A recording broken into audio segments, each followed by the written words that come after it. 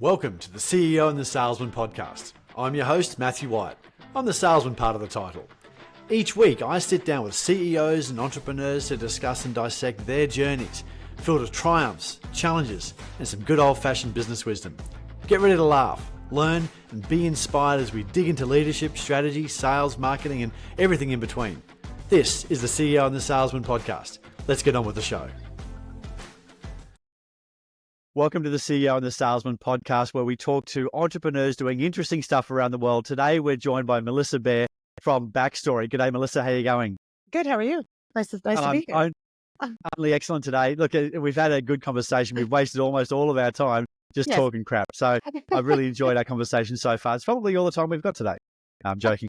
Hey, look, one of the things that you talk about in my research, I'm going to start at the beginning. Yes. One of the things that I saw in my research is that you're a rugby player, and being in New Zealand, that's not unusual, but a rugby player from Canada, right?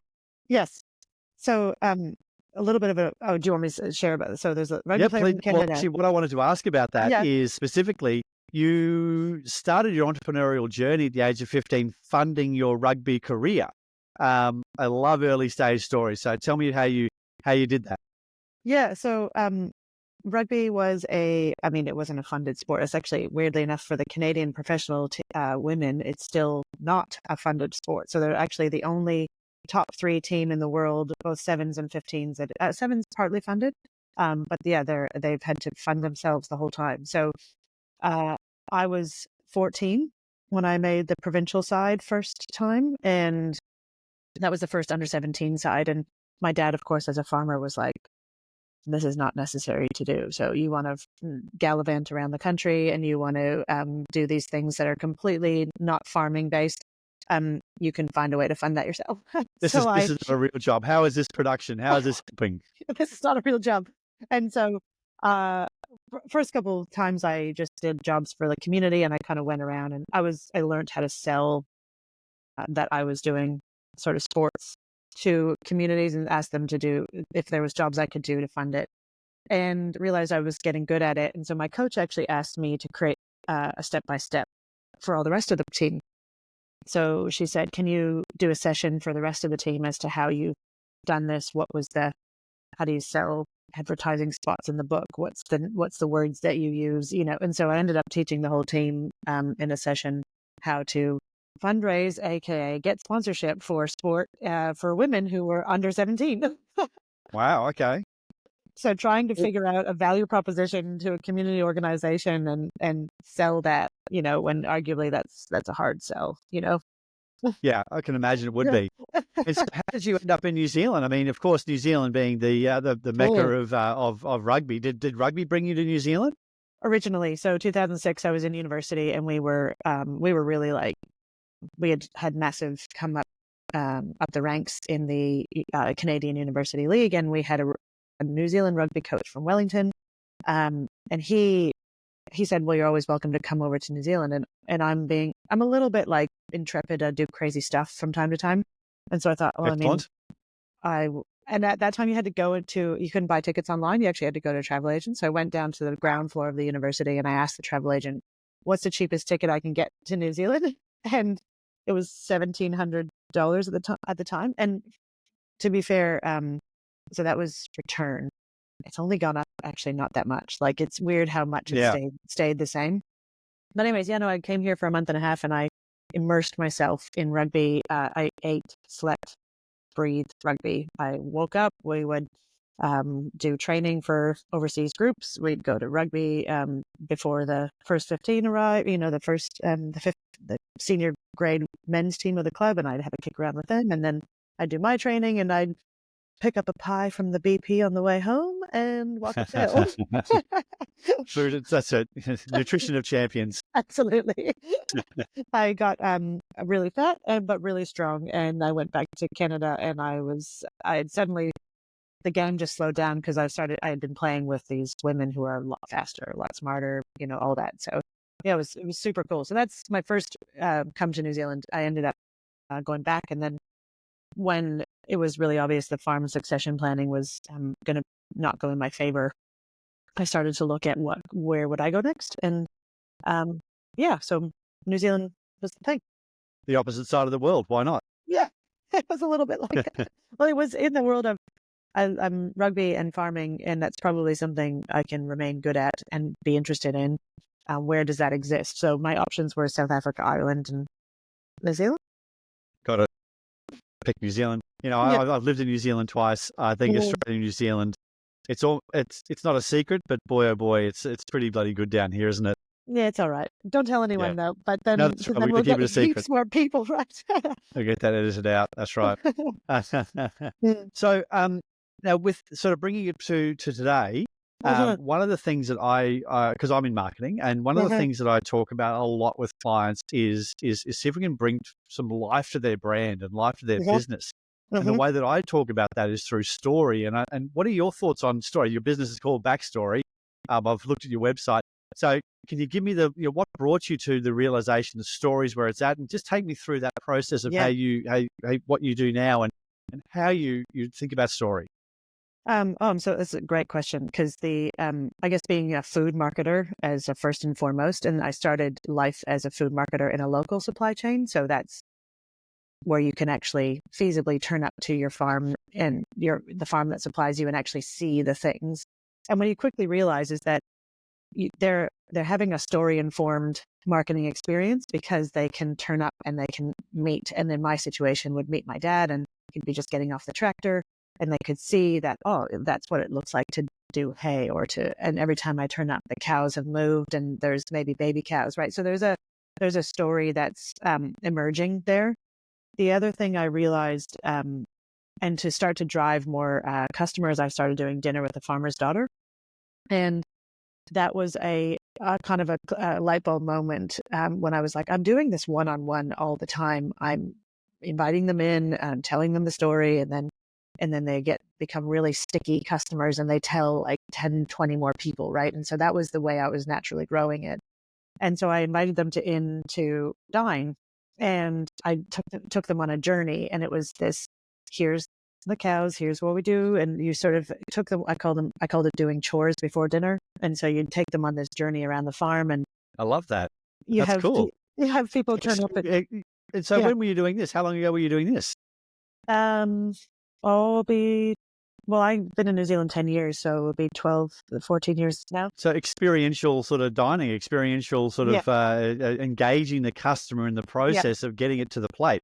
Yep, that's right. And so I love that. That was basically the experience. I realized I wake up every day and I have this connection. And so I'm really committed, and I understand this. In order for me to have the customer sort of understand that, they need to be brought on a journey. So sure, I charge them for the privilege of it, and then I cook them a 5-course meal. And to this day, I still have people tell me how much of a transformative experience that was, because I then cooked them a 5-course meal, and I used a cookbook called Nourishing Traditions. Now, you don't have to know that, but it's really just a cookbook that was put together with peer-reviewed articles in the margins to sort of back up why you combine, like, for example, sweet potatoes, or kumra, you would call it.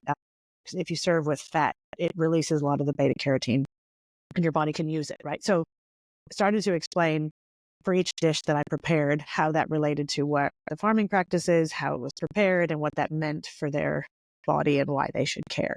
So it was a real art in translating essentially my dad, who would come to dinner sometimes and in his rural kind of farmer accent try to explain, why they planted radishes over dinner. And you kind of see the blank stares, and you realize really quickly, like, not all stories created equal. And so my job was just kind of going, so why you should care about that is because of this. And yes, I had to be on the other side of the receiver to kind of realize how that wasn't landing. And I think that probably is just my formal training in social science, or maybe I'm just wired that way, right? Like we spoke earlier about just being wired a certain way to be empathetic to your listener. And so that story stuff became super powerful. I observed people just really leaving in a totally different way. They were dining with strangers, and they were best friends at the end of it. And they would say to me in like kind of a, Melissa, I can't unknow this stuff. And now I'm just sort of a little bit gobsmacked, right? It's like this real immersive experience. That's so great. that's the premise, is like story matters. And you realize really quickly that they would otherwise be seeing that product on a market, in the shelf in the supermarket with just an organic stamp. And that's it. And they would miss everything else. Yeah, and look, so many technology businesses. Most of my customers, most of the listeners are technology people. They spend all their time being better, faster, cheaper, but Yeah. there's no story or heart in that. And Yeah. and most of my time is spent saying, well, so why should I care?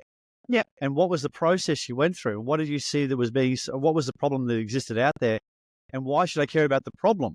Yeah. And then we get to the point where they go, oh, well, this is my journey. And you take them through that process. They go, oh, now I get it. And so, so now when you're talking with a client, Mm-hmm. how do you onboard them? How do you get them to think about that story? I tell my story. We tell Yeah. our Okay. story, Got it. um, and ask them how do they experience those various things, right? I think my story was that when I started to aggregate product beyond my family farm, that I started to experience these challenges, and didn't have the ability to differentiate. My consumers didn't trust me as much, and then suddenly I had no ability to have traction in the market. And so that was the tipping point essentially for me, when I realized, I can't keep going down this track. I became a one-woman spreadsheet essentially, and like an algorithm kind of doing all this matching things. And so we speak a lot about, how does it working. The challenge, I think, is, and I don't know how you find it, is that especially in technology companies, we're often proposing a new way of doing things. And Yes. so people have to understand the architecture of the problem. And I often refer to, like, we're at horses to cars. And I find, especially when I'm proposing a new way of thinking about or doing it, that it's quite a paradigm shift. And that no one ever asked for cars. They just described the frictions, they described Yes. the challenges, right? And so that is I guess it's the challenge of the early stage or the visionary type of company, is how do you get under the hood of the problem? How do you make that really real for people, such that they will make a change into the unknown? Yeah. Okay. So as I said, people are watching this who are engineers. So what's actually been it's all well and good for a couple of marketers to wax lyrical about how wonderful story is. It's, for us, but have there been some results that you can talk about? Have there been uplift, and have there been some stories that you could tell that has a customer or has a client go, well, we were here, now we're there because of this, we've added this element? Yeah, there's a couple of them, right? Some of them, I mean, we're still really early, so not something I can speak. We're working hard to try to move that faster, and we actually work with a lot of the willing participants who are early in their journey as well, who are ambitious because they want to um, separate themselves out from the crowd as well. But there is some early stuff where we can create efficiency, and we've demonstrated, right? So there's now, by having this information, you have to move product around less. You have more confidence in market. There's like a lot of, like, I'll call them boring outcomes, but those are the first ones, right? And the other part is probably just organizing data. And this is where there's a little bit like, is it the good thing to invest in insulation, underfloor, and electrical in your house? Like, yes. Will it help you sell your house? Probably not as much as if you put a big pink door on the front, right? And so there's sort of like just doing what's strategically the right thing. Agriculture data inherently has no structure, and it's a real challenge to get that wrangled in any kind of way to future proof it. So that's been much of our work, is to actually organize that. Yeah, cool. Okay. Are you still working across both hemispheres? Do you have much contact with Oh, the Northern Hemisphere these days, or is it all um, in New Zealand? to a degree, we're doing a lot of market exploration in EU and the US, for different reasons, right? Like different drivers. That EU is highly regulated, and so then they need technology to run these kinds of um, demands that the regulators put on the companies. In the US, it's more of a wild west. So how does the end consumer know good from good?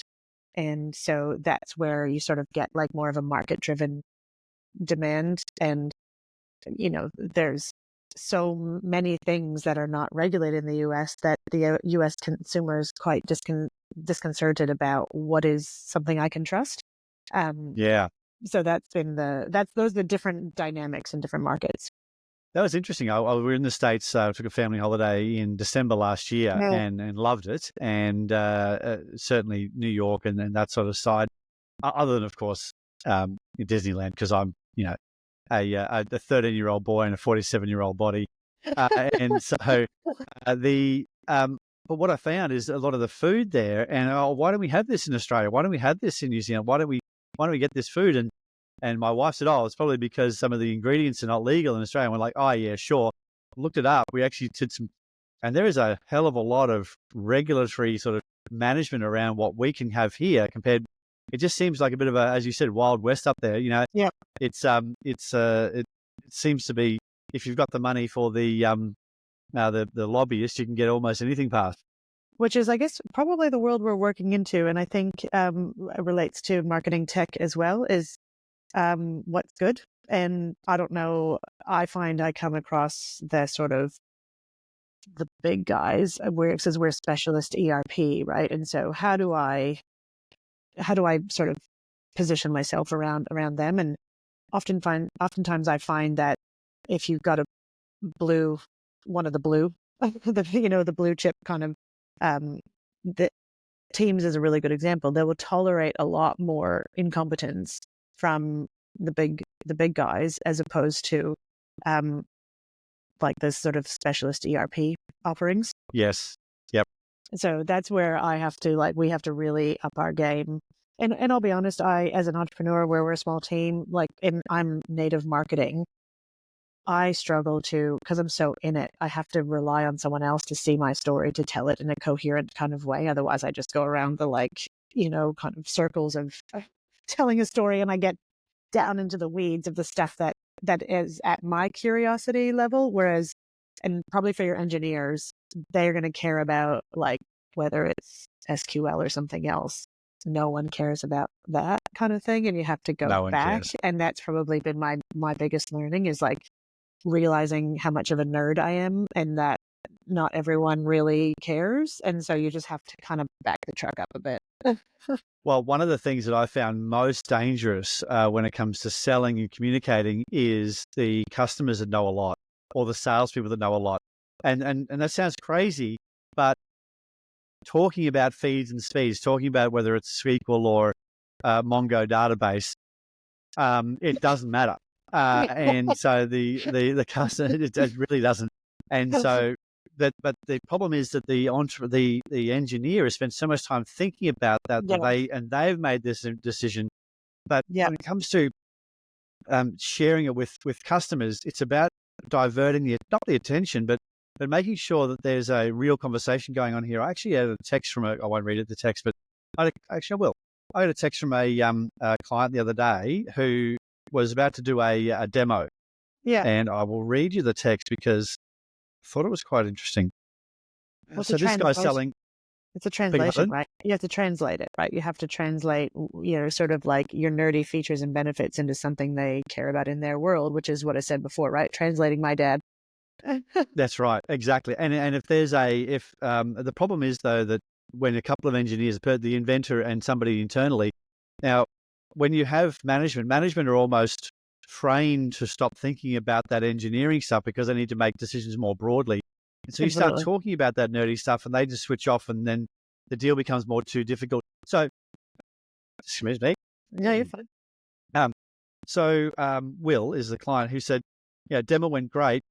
I almost lost them when one engineer went on a war path to prove his expertise in front of everyone.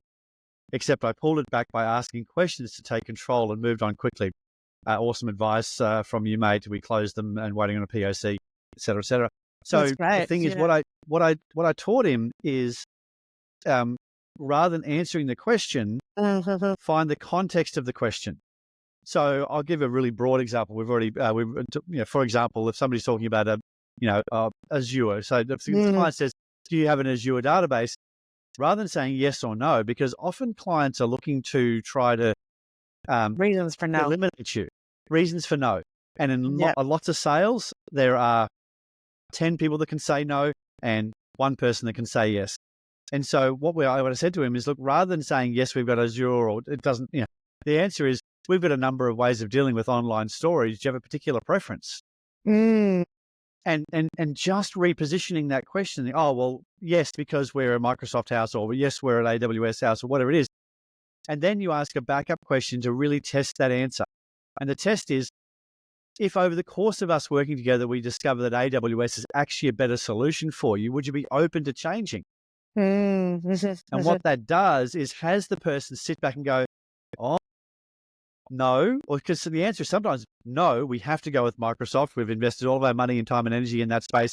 We know everything about it. It's the only game in town. And then, of course, in recommending and prescribing solutions, you don't start talking about AWS or Google, you talk about Azure. And if you can't do Azure, if you can't do this particular thing the client must have, then it's a great time to get the hell out of the deal. Yeah, that's right. It's a deal breaker, right? Yeah. And I'll just say, look, it's more profitable to spend the next 20 minutes scrolling on Instagram Reels than talking to a client that's never buying. Unless you can, it's been more, maybe not more mentally stimulating, but certainly, the one thing I see is sales and entrepreneurs all the time. They go, oh, well, they try to ball up that objection and stick it over here. That's a deal breaker for the client. But as far as the salesperson or the entrepreneur is concerned, they want to ball it up, stick it over here, and hopefully they forget about that. But you know what? You could get all the way along, spend weeks or months building a deal, because a lot of enterprise deals are really long. And then they go, and delivery, oh, well, we don't do AWS. And it's dead. Yeah, that's right. So it's really important to qualify the question. I sort of didn't mean this podcast to become a coaching session, but it's a good example. And those engineers are so, he wants to talk about AWS. Like Will is a super geek, right? He's an absolute expert in this field. But I said this, and he had a group of, I think in the demo, and the reason I gave him this particular advice is because he said it was supposed to be with just the stakeholder, just the project owner and their 2IC, but now it's turned into 6 people. And what that means is they're trying to get consensus. Yeah, that's right. A demo for 6 people means that there's going to be somebody in there who identifies as an engineer, and typically engineers identify themselves as problem solvers. And I said to Will, so mate, what do problem solvers need to survive? What's their oxygen? Problems. So it doesn't matter what you say, they're going to come up with, and that's exactly what he said in his text message. That's amazing. He's trying to flex his muscles. So that's why you need to question the question. You need to understand the reason for the question. Yeah, it's interesting. I find if especially this is a cultural clash thing.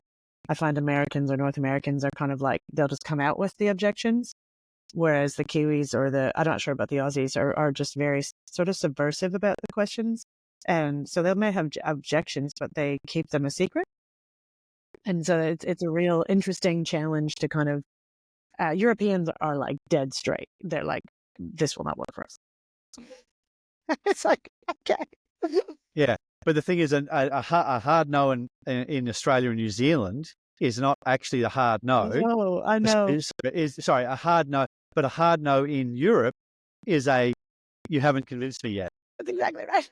And so selling across cultures, and also selling across cultures and working with cross cultures is a real learning curve. You need to remember who you're working with and their background as well. Yeah, and also with go ahead. I've also found with Americans is that they've been told since they were born that they have they deserve their right is to have 15 minutes of fame, and so therefore every single meeting requires them to get their 15 minutes of fame in. That is so astute. Yeah, that is absolutely right. That they kind of need to like profess. And I find the Kiwi in me is a little bit like, oh yeah, no, like I get it. Like I read your LinkedIn. It's all right. Like I'm calling you because of all those things. No need to remind me, but if you must, kind of thing. I made the mistake early in my career because I do, so in my business, I do a front end of consulting where I understand basically scoping discovery. And I said this company was out of New York, and I said, okay, well, bring everybody along who is going to have an input in the global marketing plan. And it's because I was tasked with putting together the global marketing plan.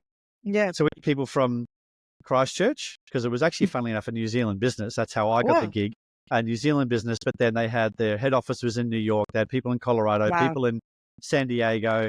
And so it was this cast of 9 or 10 different people, and 7 of them were Americans.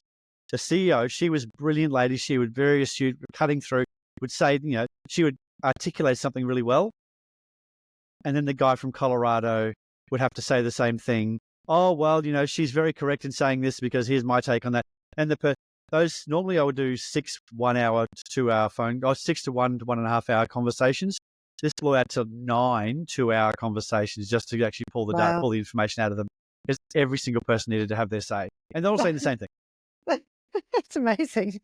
I was going to say that it almost occurs to me, like, I think one of the things that I have increasingly put value on, probably the further away I get from my degree, is my degree. And my degree was in social sciences. Like, I was loath to, I didn't, I had to take out a student loan and pay it back and all that fun stuff. And so I was like, did it really teach me anything? Do I think I'd do that again, given the option? Because it allowed me to play rugby, which is mostly why I did it. But I think the further away I get, it appreciates in value, because I can see all of those, like, core fundamental understandings about groups of age cohorts, culture cohorts, and how to, and so my brain naturally thinks about all that stuff almost unconsciously. And I often wonder, as a salesperson, if that almost would be required background. Absolutely. Look, so I did get admitted to university, but never went because I was too busy having fun making money. Very nice. And I was this feels like I'm going back in time, but I literally sold vacuum cleaners door to door. That's amazing. At 17, I'm literally just selling vacuum cleaners door to door, and they were $3,000 vacuum cleaners, like crazy expensive vacuum cleaners. Back in the day. That's an expensive vacuum cleaner now. So 1993. I was selling vacuum cleaners back then. Yeah, that's right. Yeah, that's a European holiday for a month. But what that taught me is a whole range of amazing skills. Yeah, so in doing that, dealing with people over and over, and dealing with various different people. So in the I lost what I was going to say, but that's okay. So when you're operating in New Zealand, who are your clients? Who are you working with that are your best fit clients? Best fit clients are the ones that utilize their value chain for their difference in market. So those are brands sometimes, companies that are have a product that it could be peanut butter, could be meat product, could be wool product, and they want to use their value chain as a point of difference in market. Explain that to me. Tell me about what do you mean value chain? So I could be a peanut butter brand that talks about non-hydrogenated oil, and that would be a processed part of our, what we've done. I could be a peanut butter brand that talks about how the peanuts are grown, what the, impact of growing it is on the workers, the land, the community. And that's what I mean by that. So how does a brand differentiate? There's many, many different ways. And I've kind of come up with I don't know if it's super, super innovative, but the product marketing triangle and, attribute triangle. So I love a good structure. Hit me. I love a good structure. It's like the consultant in me is coming in, but essentially you've got your physical attributes, and then and we're moving essentially any company who wants to start to talk about how do we market food based on attributes. And that's going to be all kinds of things. Carbon, could be animal welfare, could be, pesticides, could be, natural fertilizers, could be, in the case of regenerative, how are you building the soil? It could be a social cause, right? 22 Seconds Wine's a good example where they actually are saying, as a portion of profits, we're actually donating to human trafficking, because every 22 seconds a woman's trafficked. And so that's like, grim, right? And so that's grim. Those are the kinds of things, people who are starting to realize that to stay ahead of the game or to compete in the attention economy, they need to start to build more story about their brand and give more reasons to the end consumer to trust. End consumer or their customer, because in New Zealand we have a lot of like wholesale distribution that turns into products down the line.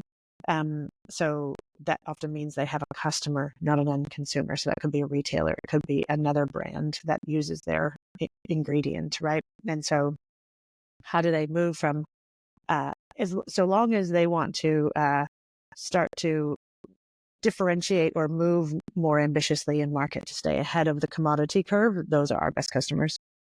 Melissa, you said something interesting there that I think you sort of moved past it because you're in marketing and you're in all this, so you do this all the time. And I almost moved past as well. You talked about the attention economy. Mm-hmm. And I want people to think about this in relation to their brand. Mm-hmm. And one thing so just tell me, what do you mean by, so how do you define and how do you talk to your clients about the attention economy? Well, there's a couple of things, especially because I target companies that are targeting the affluent. So that population is quite stagnant. If you look globally, the affluent population is not growing. Most of it is declining. So if you think of there's a fixed amount of people who could spend the money that you require of them, yes, and that's getting smaller. So just in that world, that's not even going into the attention world. That group's getting smaller. But then you add the fact that as human beings, we like to create. So the product SKUs have doubled. We did a piece of research on this a couple of years ago where the options for humans, and that's just in products, let alone actual, like how you might, here's my bucket of attention and how am I going to disperse that throughout my children, my career, my Instagram, and so how are you competing for that moment with your consumer? Because a lot of times for them to make a decision, you actually need quite a bit of time with them to be able to actually build trust, make a decision, start to move, right? Which is why you get the Facebook marketing campaigns that are like, just hit you over the bloody head. And you're like, why am I being targeted? Lately, I've been targeted with head torches, and like I succumbed because I was like, that's amazing. You clicked on one camping thing, one person who's got an interesting thing about head torches. Now it's like, great, now I know everything about lumen and options. So why do I need to? I often wonder, like, what did they pay to get me to do that? Because it just would not stop hitting me over the head. And I was like, wow, okay, that's quite a lot of impressions for me to then make that decision. Yep. Yeah. Well, so the attention economy, I just think it's something under focused on thing when it comes to marketing. I said in my webinar yesterday that the only reason I like to say things to people that not necessarily upset them, but certainly get them thinking them. about them. Yeah. Well, a little bit. I said, well, the only reason you have enough sales is not enough people know about you. And you go, and I said, and look, if Kevin Hart decided to go in competition with you tomorrow, you'd be out of business on next Monday. And Kevin Hart, it has nothing to do with, regenerative, farming or marketing. 100%. Yeah. He's got the attention. People know who he is, and you'd be out. And that's why Oprah created she was very, very early days, Oprah's book club. Dozens of millionaires were created out of Oprah's book club because she said to all her followers or TV viewers, read this book. And boom, that was the path to many, many millions. And what happened, of course, is a lot of really crummy books and a lot of really crummy people have actually, not by Oprah, but a lot of really people you go, well, why is that a talent? Why are people who are able to do a TikTok dance, why are they making $100 million a year or 100? Why are they? I think I saw there was a news article. Some OnlyFans girl is retiring after 3 years. She's made $63 million. So she's going to have to find a money manager. That's the next job. That's right. She's certainly got enough attention. So the advice. So how do you, other than of course the aforementioned platform for your clients, recommend? How do you recommend your clients gain that attention? What do you say to them? Well, I kind of go back to you have to understand the human psychology. So what is it that as a human being we're trying to achieve? What are we running around trying to satisfy? And I think that I've done a bit in human behavior, but there's some really core elements of the condition of being human: belong, survive, contribute. There's sorts of these human conditions. And so if you can start to speak into those things, and more recently, as we've moved up the Maslow's hierarchy of needs, identity, how does your solution help continue to produce a consistent identity that one thinks that they are, right? And especially in food marketing, identity is a real thing. We don't eat to satisfy a calorie deficit anymore, let's be honest. And you can tell that fact that because we Instagram our food, we are not eating to satisfy, we eat for entertainment. And so if as a marketer, you're not actually addressing the identity element of a human need, you're probably missing out on, because these are tribal elements, right? Why do people buy regenerative? Well, it's a tribal core, who I am in the world and how I show up to my friends. And so that's what I kind of say is, one, you have to satisfy a human need, but then there's this like, I call it the DNA of trust. So like what is trust and how does it get built? Well, over time, consistency over time. If you think back to, and I guess I have a really compare and contrast experience of this because I lived in like really geographically proximal communities. And that's what was trust, was that person kept turning up and showing up consistent each time, right? So you started to build that trust. And then when you sort of put more distance and time and space between it, you go, well, how do we trust stuff? Well, we trust stuff when they keep showing up consistently each time and the experience I have with them continues to be the same, right?